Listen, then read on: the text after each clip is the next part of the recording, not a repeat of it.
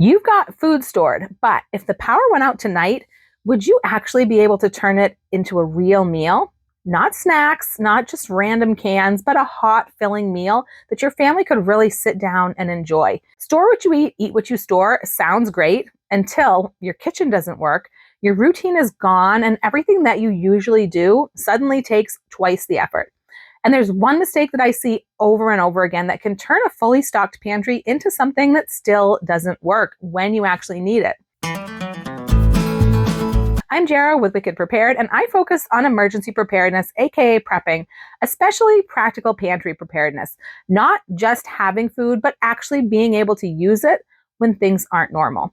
Because an emergency pantry shouldn't look like a collection of random ingredients. It should function like a system. So picture this, the power's out and it's not coming back anytime soon. The stores are all closed, the roads are a mess, you can't get anywhere, you're home and it's on you now. It's dark, outside and inside, it's getting cold and your family's hungry. What is dinner gonna look like? For a lot of people, this turns into grabbing just whatever's easy, a handful of snacks, maybe a cold can of something or other, because this is exactly where most people realize that having food and having an actual meal are two very different things. What your family really needs in that moment is something warm, something comforting and familiar, something filling, something that actually feels like a real meal. And that's what we're going to build today. Meals in a bag, otherwise known as emergency meal kits, have long been one of my favorite ways to make my emergency pantry more functional. These bags contain everything you need to make a complete meal, so you're not going to be scrambling around in the dark with your flashlight trying to gather ingredients from different locations, your pantry, your cupboard, find and read a recipe, your measuring utensils, and making a pile of dirty dishes. The situation is already stressful enough. You definitely don't need to be adding to that. You already did the hard work. Now you're just going to grab a bag off the shelf and get to cooking, and you're going to have that meal ready for your family in no time flat. The meal kit I'm making today is a cheesy taco spaghetti that is so good, and who doesn't love taco anything? This dish combines two basic comfort food favorites into one amazing dinner that cooks up quickly in one pot for an emergency meal kit that will save the day. It's 100% shelf stable and 100% delicious. So let me show you how to put it together. So these are the ingredients we're going to need for this meal. First, I've got a can of ground beef. This is Keystone ground beef. This is our favorite brand of canned meats. They're really good. This is a 28-ounce can, so it is the larger can. Next, I've got a box of spaghetti noodles here. Now, this is the half-length or pan-length spaghetti noodles. So this is also a pound, just like your regular typical box of spaghetti. It's just cut into a smaller size, so you don't have to break it before you put it in the pan. So you could definitely use a regular box of spaghetti and just break it to fit in your pan. It would be the same difference. I just thought this would fit in the bag better, so this is what I chose today. Next, I've got some taco seasoning. I've got 2 packets of taco seasoning. Just use your favorite brand of taco seasoning. And then I've got a carton of beef broth here. So this is the 32-ounce carton of beef broth. You could use also 2 cans instead of 1 carton, but I just thought it would be easier to just have the twist off top, not have to open 2 cans. So I chose the box of the beef broth. This is what our pasta is going to cook in. This is actually a 1-dish pasta recipe, which is really important kind of skill to know for preparedness, because pasta is great for prepping and for emergency meals, but not if you're going to be pouring and boiling a big pot of water and then draining it off afterwards, because that wastes a lot of water, which is a precious resource. So we're going to cook the pasta in the dish and it's going to form the sauce as it cooks. There will be nothing to drain off. So this is the beef broth that's going to be used for that. Next, I've got 2 cans here of Ro-tel. It's actually not Ro-tel, it's store brand, and it's actually 2 different store brands, but it's the same thing, the chilies, diced tomatoes with green chilies. So this comes in all different varieties. I've got 1 mild and 1 regular here, so you can control the spice level. It comes in mild, regular, hot, fire roasted, all sorts of different varieties. So pick your 2 favorites. And then I've got this can of media crema. Now, you've probably seen me use this before. This is one of my favorite prepper pantry ingredients and for meals in a jar. It's basically a canned heavy cream, light cream. This is a 7.6-ounce can, and you can usually find these in like your Hispanic food section at the grocery store or at Walmart. I will have links down below to some of the harder to find items. I know that there was times that I wasn't able to find some of these items in my grocery store, so I had to order them from like Walmart online or Amazon. So I'll put links to the best sources for anybody that has trouble finding these locally. Next, I've got this little jar of Old English cheese spread by Kraft. This is something I remember from my childhood, but I hadn't really seen it in so long, and it finally kind of popped onto my radar again recently. So I thought it would be the perfect ingredient to add the cheesy to this creamy cheesy taco spaghetti. So we've got the creamy and we've got the cheesy. I do have a few other options that you can use instead of this that I'll show you in a little bit. So just hang tight. And then the final two ingredients I've got here are these, and I am going to say that these are optional, but I do like to include them. So what I've got here is 2 half-pint mason jars. This one has got a half a cup each of freeze-dried diced onions and freeze-dried diced bell peppers. And this has got a half cup each of freeze-dried shredded cheddar cheese and shredded pepper jack cheese. Now I'm calling these optional because a lot of people balk when they see freeze-dried in a recipe and they instantly kind of write off the recipe. And I don't want anybody to do that. You can definitely make this with just these grocery store ingredients. There's 2 reasons people usually give for not wanting to use freeze-dried food. One is that you have to order it and usually you can't find it at your local grocery store usually. And the other is that people say it's too expensive. But if you think about it, like in this day and age, we order a lot of our grocery items. Most of us do. So it's really not a big deal to order something that you can't find at the grocery store. Even the groceries I do find at my grocery store, I order them quite often and have them just sent right to my home. So not a big deal in this day and age to order things online and have sort of a broader repertoire of ingredients in our kitchens and our prepper pantries. So that's what I have to say about the first thing. And as far as the cost goes, there's a lot of different options nowadays. A lot of these ingredients you can get in smaller cans or smaller bags. And it's really, really a lot less expensive. It's easier to get started that way.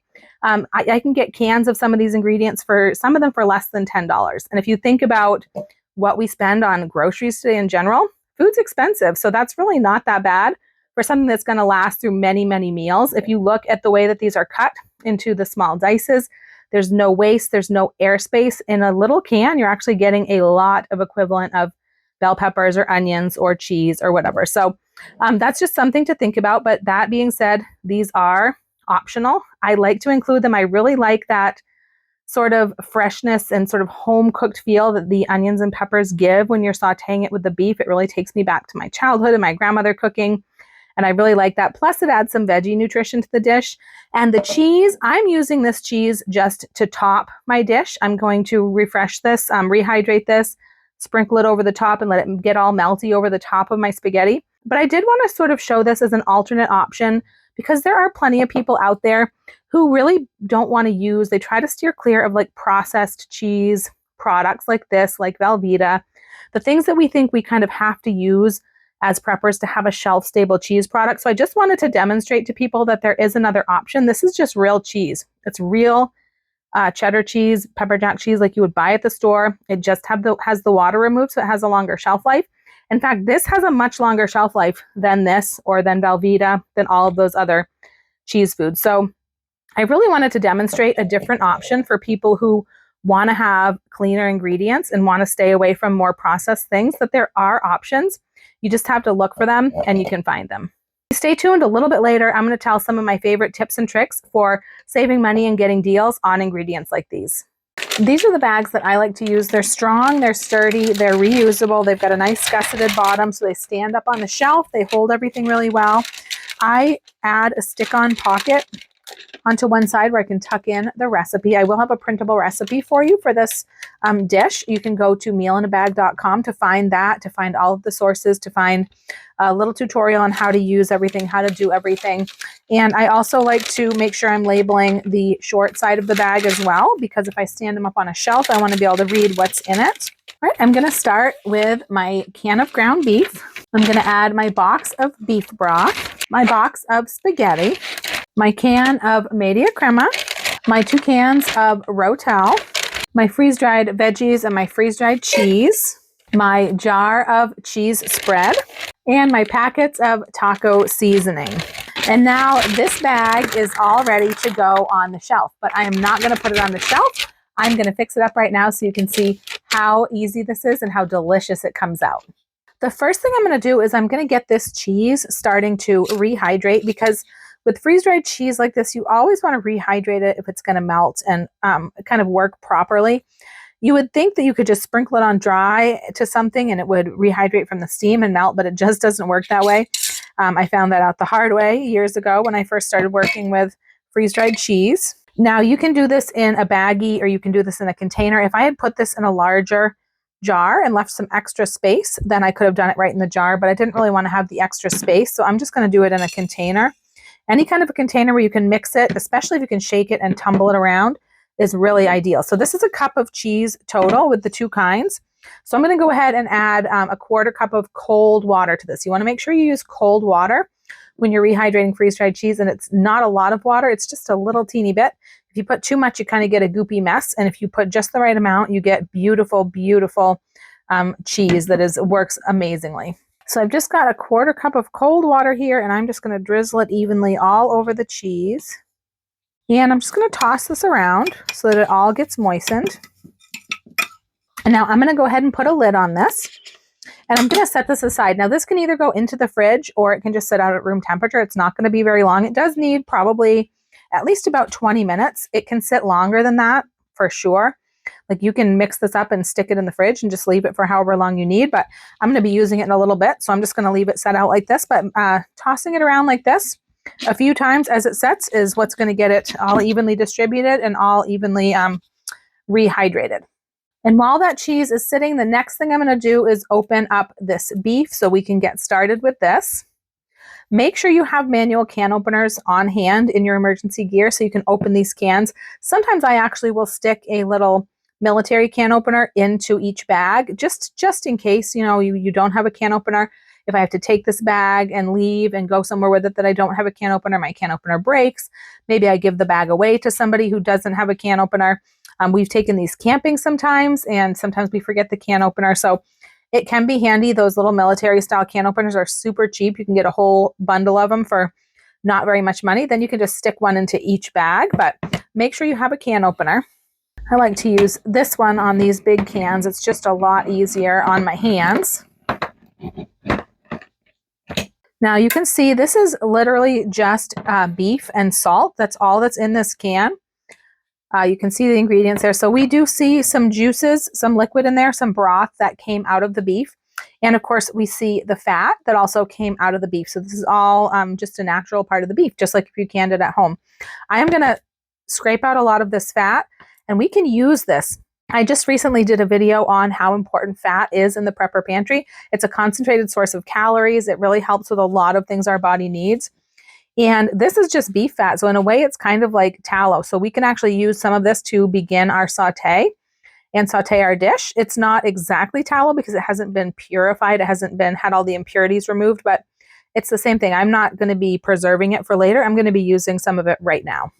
So I'm just going to lift that out and set it aside so I can use it later. All right, so I'm going to set this aside to get started. And it is okay to leave some in there.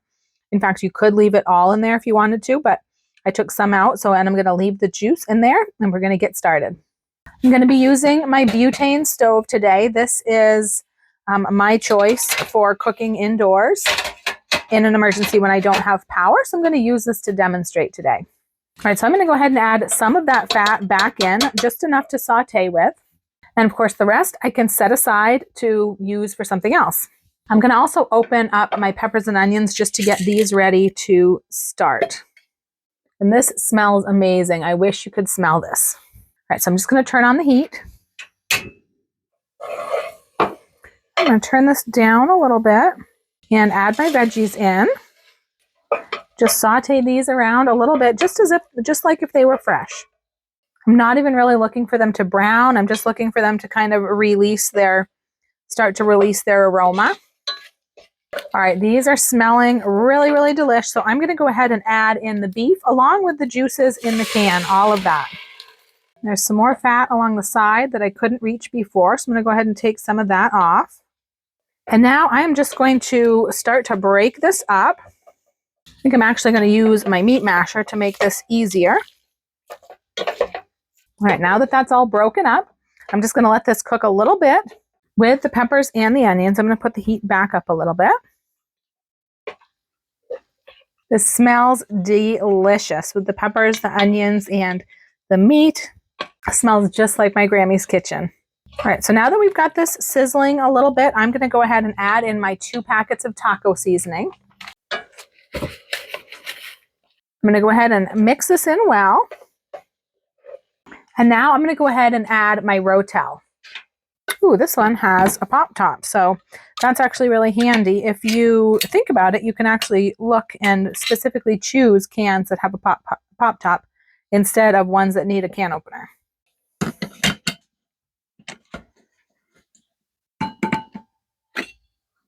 Although I do like the no sharp edges can opening, but now I've got my 2 cans of Ro-tel ready to go in.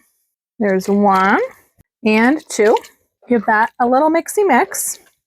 Now I'm going to add my spaghetti, the whole box. Start to get that down into the liquid, but I am going to be adding some more liquid here in just a minute. All right, now I'm going to add my beef broth. I'm going to shake it well. And I'm actually going to use it to rinse these tomato cans just a little bit, just to make sure we get all of that tomato goodness out of there. And now I'm going to put the whole rest of this box of broth right into this pot. All right, I'm going to turn my heat up to high. I have it a little bit lower right now, so I'm going to crank it up to high so I can bring this up to a simmer. I'm going to start stirring this pasta and just trying to get it all down below the surface of the liquid is mostly what we want. All right, I'm going to go ahead and stick a lid on this. I do have the heat on high, but it's always going to boil a little bit faster with a lid on to hold the heat in. And when we're using emergency fuel, that's pretty important because we don't want to waste that. So I am going to stir this occasionally throughout the whole process. Even though this hasn't really boiled or softened yet, I am just kind of making sure that the noodles are getting separated, because that's one thing we don't want, is for our noodles to all stick together in a big clump. So this will need to be stirred occasionally as it's cooking. All right, so this is just starting to simmer. So I'm going to go ahead and kind of stir this as well as I can with the spaghetti still being pretty stiff. And I'm going to go ahead and turn it down, and I'm just going to let this simmer for 10 to 15 minutes. Basically, we want our pasta to be soft and tender and cooked through, and most of the liquid to be absorbed. And like I mentioned, you do want to stir this a couple of times throughout. Stir it occasionally just to make sure that your pasta doesn't stick. So I will see you back here when my pasta is done. All right, let's see. It's been 10 minutes, so let's see how we're doing with our pasta. How close this is to being done and absorbed. So we're getting pretty good here. Let me look and see. Let's try a piece of pasta and see how done it is. I can go a little teeny bit longer, and it'll absorb some more of this liquid. So I'm going to give it another 2 minutes, and at that point, we're going to add our dairy ingredients on a lower heat, which will let it finish up. All right, so now it's been about 12 minutes. You can see this has gotten nice and thick and saucy. So I'm going to go ahead and add our dairy ingredients now. So I'm going to start with the media crema. I'm going to give this a really good shake. It does say shake well. And this also has a pop top on it. Now, if you think it's a little strange to put something like this into a taco dish like this, this is going to cut the acidity of the tomato. It's going to cut the spiciness, you know, that we get from the taco seasoning or the Ro-tel. And it's very similar to like putting sour cream in a taco dish, which people do all the time. In fact, you can actually make sour cream out of this product just by adding like a teaspoon or 2 of vinegar to the media crema and letting it sit, and you will have sour cream. So it's very, very close to sour cream. So that's really kind of what we are doing here to our dish. So I'm going to give that a stir. Now I do have the heat turned way down low because we don't want to let this get going too heavy with the creamy dairy ingredients in it. So I'm going to just get that stirred in. And I'm going to add the cheese as well, so this can be melting. I've got my favorite can scraping spatula, but I'm going to try to chunk this out in smaller chunks, just like you would, you know, with cream cheese or Velveeta or something like that, to let it melt a little bit more easily rather than putting it in one big chunk. The skinny spatula is perfect for this little skinny little jar. It's perfect for my Campbell's soup cans as well. Scrape every last bit out of this jar, especially in an emergency, but anytime we do not want to waste. And I'm pretty sure I remember my mom washing these jars out and using them for little drinking glasses for us kids. All right, I've got this on very low heat. I'm going to go ahead and mix this in so the cheese can start melting. I'm going to give this probably about 5 minutes. It's going to melt, it's going to thicken, and then it's going to be ready to top with my shredded cheese and get ready to serve. All right, so I kept that on the heat just another minute or so to really heat that through with those dairy ingredients and that cheese. Now I'm just going to set that aside and let it melt for a minute. And let's take a look at that rehydrated, shredded, freeze-dried cheese. So I've got it right here, and I did just, tumble it, shake it a time or two, like while it was sitting. And let's see how it's doing. Oh, this is beautiful. This is absolutely perfect. Ready to go. Feeling like cheese. Tasting like cheese. If you do notice that your cheese is, soaked up all the liquid like this, and it's not feeling completely, back to regular cheese, then you can just add a little more cold water, just about a tablespoon at a time until it feels right. All right, let's see how we're looking now. Looking cheesy. I do have had the heat off for the last few minutes. I just let it get up to a good temperature once I put the cheese in so that would melt, and I don't see any clumps of cheese. And it is all melted in, all ooey gooey, cheesy, and delicious. So now I'm ready to put on my shredded cheese topping. All right, so I'm going to go ahead and just sprinkle this cheese over the top. Now remember, if you wanted to avoid using the more processed cheese products, you could just use this cheese and stir it right in. You would want to rehydrate it like I did before you stirred it in to get a good melting behavior, but you could use this in place of the processed cheese. All right, I'm just going to add my lid back on for about another probably 3 to 5 minutes until this has melted from the heat that's remaining in the pan, and then it'll be time to serve. All right, it has been just a few minutes. We are looking pretty melty here, and it smells amazing. I cannot wait to eat this.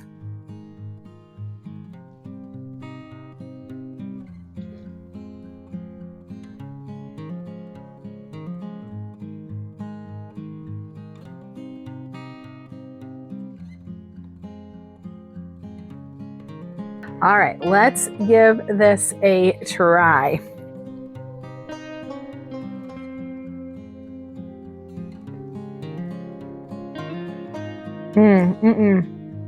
So good. So good. So creamy, cheesy, a little spicy. I thought it was going to be a little too spicy. I was afraid with the 1 can of regular and 1 can of mild, but when I added the cheese and the mayo crema, it really toned it down. This is the perfect amount of spice for me. This is really, really good.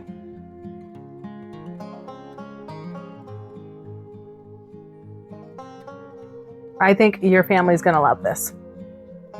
And if you really like it spicy, you could even top it with a freeze-dried jalapeno slice. This cheesy taco spaghetti came out so good. I based this recipe on a meal that I saw on What's Mom Cooking. I had to change a few things, of course, to make it 100% shelf stable, but I did want to give a shout out to What's Mom Cooking. There's always a bunch of yummy stuff going on over there. And also, I promised to show you a couple of other options for the cheese spread in this recipe, just in case you can't find it. I got it at Walmart. I'm going to put a link down below because sometimes I find that even if I can't get it at my local store, a lot of times I can just have it shipped right to my house. And sometimes that's easier anyways than going to the store. But a couple other options that would give similar results in this recipe, you could use Velveeta. The 2 forms of Velveeta that are really most useful for meals in a bag are going to be these fresh packs, because these are several 4-ounce portions that are each wrapped individually. And sometimes like 1 or 2 is perfect for 1 recipe. So for this recipe, I would use 1 block of this if you use this. And then you could also use a packet or 2 of the Velveeta cheese sauce. They usually sell this at dollar stores. You can also buy a multi-pack at Walmart, probably any grocery store. The thing to keep in mind is that Velveeta, especially these fresh packs, they don't have a particularly long shelf life. With the blocks, I think you'd either have to use your bag or at least rotate out that Velveeta ingredient about every year or so. The packets last a lot longer than those blocks, but they're different. They're a little bit more liquidy, less concentrated than the blocks or that Old English jar that I used. I'm going to talk a bit more about shelf life in just a couple of minutes, but I have that one other option for the cheese. I know that some people want something that's healthier and cleaner than processed cheese products. Now, if you're like me, you believe in everything in moderation and you're fine with eating things like that from time to time. But if this is something that you would absolutely never eat in your normal life, then you really shouldn't have it at all in your prepper pantry. That whole I would eat it in an emergency if I was hungry enough kind of thinking just leads to waste. So if you want to avoid the processed cheese, I would go with freeze-dried shredded cheddar cheese, just like what I put over the top of mine, but instead just rehydrate it and then mix it right into the dish, that same point that I mixed in the cheese spread. If you want to stay up to date on the best prices, sales, price drops, and coupon codes for the best long-term pantry ingredients, text me to join my sale alert system. Text alert and I'll send you usually about 2 to 3 texts each month with the best deals and coupon codes. But if you're a true bargain hunter, text Insider to join my Insiders list. I may text you sometimes up to 2 to 3 times per week, but you'll get first access to all the best deals and coupon codes as they drop. Also, visit tryfreezedried.com, bookmark it, and sign up there for alerts as well for an up-to-the-minute hub for the best prepper pantry foods and the best prepper pantry deals. So let's talk about shelf life now. With a meal in a bag, obviously the shelf life is going to be determined by the shortest shelf life of the individual ingredients inside. So whichever item has the shortest shelf life, that is going to be the shelf life of your whole meal, your bag. So in this case, it's going to be the cheese. Remember that foods do last longer than the dates on the packages, but most foods are eventually going to go bad. And in the case of processed cheese products like this, it usually just means that they dry out. They're not going to really be unsafe to eat, but they're not going to perform the way you need them to. So with any meal in a bag, you've got a couple of options. If it's getting close to the date that you know you need to use that bag by and you haven't had to use it for an emergency, you can just cook the meal and eat it for dinner. Just make up a whole new bag. And that's actually not a terrible thing. Lots and lots of people actually use meals in a bag as part of their meal planning. And they're just go grab a bag like anytime they need a quick meal without the hassle of having to go to the store or measure and chop a bunch of ingredients. They just need a quick meal. But another option is you can just cycle out just that ingredient that's close to expiring. Just swap it out for a fresh one and put the older one into your working pantry and use it up in any regular recipe. And there are things that you can do to extend the shelf life. For example, like I talked about, putting oxygen absorbers into the jars of freeze-dried ingredients. You could seal your pasta up in a mason jar instead of leaving it in the box like I did to keep it longer. Here where we live, I don't ever have any issues with pasta just in the paper box that it comes in, but I know that that's not true everywhere. Those Velveeta cheese blocks, maybe you could seal those up in a small mason jar or like a food saver bag or something to help it keep longer than it would otherwise without that. And of course, things like cans, those are going to be good for many, many years, regardless of what the date says on the top or the bottom of the can. But there's a whole huge variety of different meal in a bag recipes that have various different ingredients. I've got a playlist that I'll link down below for you, and you can even make up your own meal in a bag recipes. It's actually really, really fun. I always recommend with any new recipe, make this meal up once and try it out. Feed it to your family. Test it out before you put it on your shelf. Make sure it passes your test and you like it, because we all have different tastes. Not everyone likes the same stuff. And during an emergency situation is not the time that you want to find out that you don't like it. This meal makes a pretty good sized pot of food. I mean, it used a whole pound of pasta, which says 8 servings on the box, but we all know that the serving size on a package of pasta is pretty puny, but I would definitely say that you get probably a good 6 servings out of this meal. But if you have a smaller family, I think this meal is one that you probably could have cut in half pretty easily. Just put like half a pound of spaghetti into a mason jar. Keystone does make smaller cans of their meats that are half the size. This one is roast beef, but they do have ground beef as well in a can like this. Use 1 packet of taco seasoning, 1 can of Ro-tel, a can of beef broth rather than the box. Anything that's in a mason jar, just put it in a smaller jar when you seal it up. Instead of the media crema, I think that one of these small 5-ounce cans of evaporated milk would work just fine. And then for the cheese, either like one of the Velveeta packets or honestly, I think you could probably use the jar of Old English cheese spread, the one that I used. It comes out pretty firm, so you could put half of it in the pasta, and I bet you could probably grate the other half, even shave it finely maybe, and put it over the top, just like I did with the freeze-dried cheese. So I haven't tried this myself, but I bet it would work just fine to make a smaller batch of this taco spaghetti and cut this recipe in half. If you wanted to include a fruit or a veggie side with this meal, just go ahead and add it right into your bag. You can add a can of fruit or a canned veggie. You could add a small bag of freeze-dried if you want more different options, like being able to have broccoli, for instance. Fruit can be a good choice for emergencies because you wouldn't have to cook it or heat it. You can just open up the can or the bag and just serve it. And that's going to be important if the power's out, especially if you only have one emergency burner. You don't want to have to cook things one after the other. And that's actually an important point that I wanted to mention as well. Make sure you have a backup cooking method and plenty of fuel for whatever method that is for times that the power's out. All the meals in the world are not going to matter if you don't have a way to cook them or at least heat them up. A butane stove like I use today is always my first choice. Now do your own research, but they are widely used indoors and you can pick one up really pretty inexpensively along with a few cans of the fuel. They're easy to store. Most of them come in their own little case. Everyone, I believe, should have one of these in their home. Meals in a bag are so great to have around. They're perfect for emergencies. They're good for camping trips, just for busy nights at home, and they're good for donations as well. We loved this taco spaghetti, and I hope that your family is going to love it as much as we did. Check out mealinabag.com to find a printable recipe page for this dish, and also check the description box below the video for the resources that you might need to make it. Let me know down in the comments, do you like tacos better or spaghetti? And do you think you'd like this taco spaghetti mashup? If you made it all the way to the end of the video, leave me a taco or a spaghetti emoji down in the comments, or leave me one of each. And if you want to see more emergency meal kit ideas, aka meals in a bag, check this out next. I'm Jara with Wicked Prepared. Survive today, thrive tomorrow. We'll see you next time.